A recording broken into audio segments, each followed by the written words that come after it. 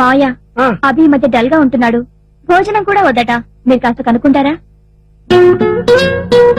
So రుజువానాన్ని నువ్వు ప్రేమిస్తున్నావు అన్నమాట. లేదు బాబాయ్. రైట్, నా కళ్ళలోకి చూసి చెప్పు, ప్రేమిస్తున్నావా లేదా? బాబాయ్ పిచ్చి సన్నాసి, ఎందుకురా భయం? శుభస్య శీఘ్రం లే లే. రేపే నేను హైదరాబాద్ వెళ్లి ఉస్మాన్ అంకుల్ తో మాట్లాడి మీ పెళ్లి ఏర్పాటు చేస్తాను. బాబాయ్ ఏ ప్రాబ్లం రాకుండా చూడు. నా లవ్ కన్నా మన రెండు ఫ్యామిలీ రిలేషన్ ఓకే, నేనున్నా కదా అవన్నీ సాల్వ్ చేయడానికి. బట్ వన్ థింగ్, నేను హైదరాబాద్ వెళ్తున్నట్టు ఇంట్లో వాళ్ళు ఎవరికి తెలియకూడదు.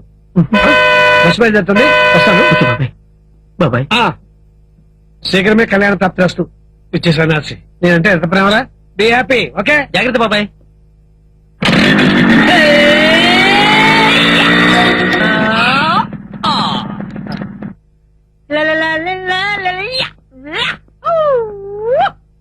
కాలి కాలి ఆగే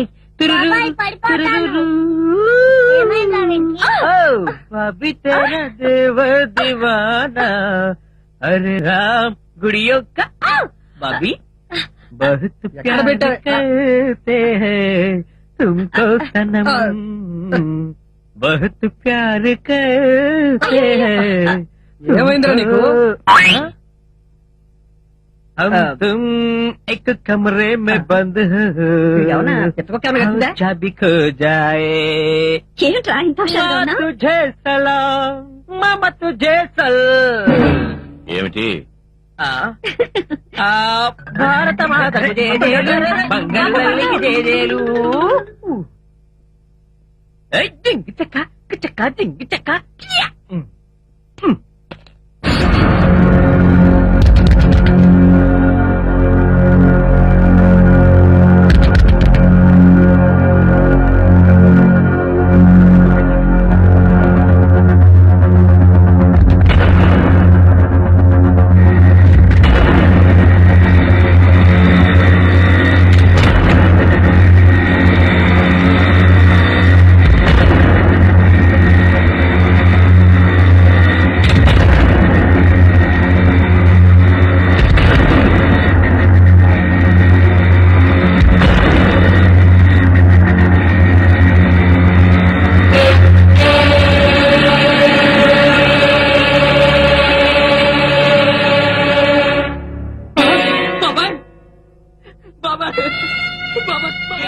ఏమయ్యా, ఆయన మీ బాబాయా?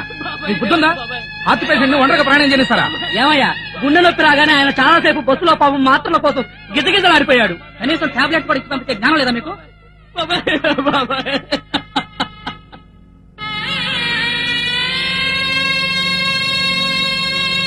తమ్ముడు పోయిన ఫీలింగ్ లేదురా నాకు, కొడుకు పోయినట్టుగా ఉంది.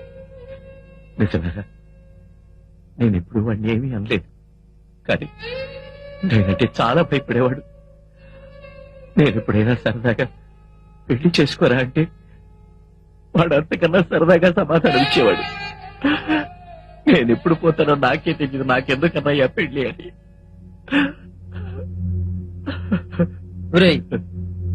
దేవుడు మంచోళ్లనే తన దగ్గరకు తొందరగా తీసుకెళ్తాడంటారు, అందుకే ఇలా జరిగి ఉంటుంది. తను హైదరాబాద్ వస్తున్నట్టు నాకు ఫోన్ కూడా చేయలేదురా. అదే అన్నయ్య మాకు అర్థం కావడం లేదు. ఎక్కడికి వెళ్తున్నాడని కానీ ఎందుకు వెళ్తున్నాడని కానీ ఇంట్లో ఎవరికి కూడా తెలియదు.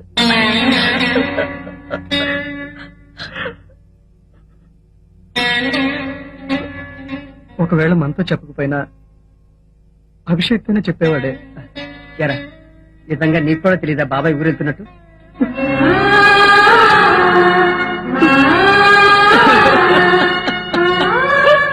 వీళ్ళెవరికి తెలియదు బాబాయ్, నేనే నిన్ను చంపుకున్నానని. నా ప్రేమ నిన్ను చంపింది బాబాయ్.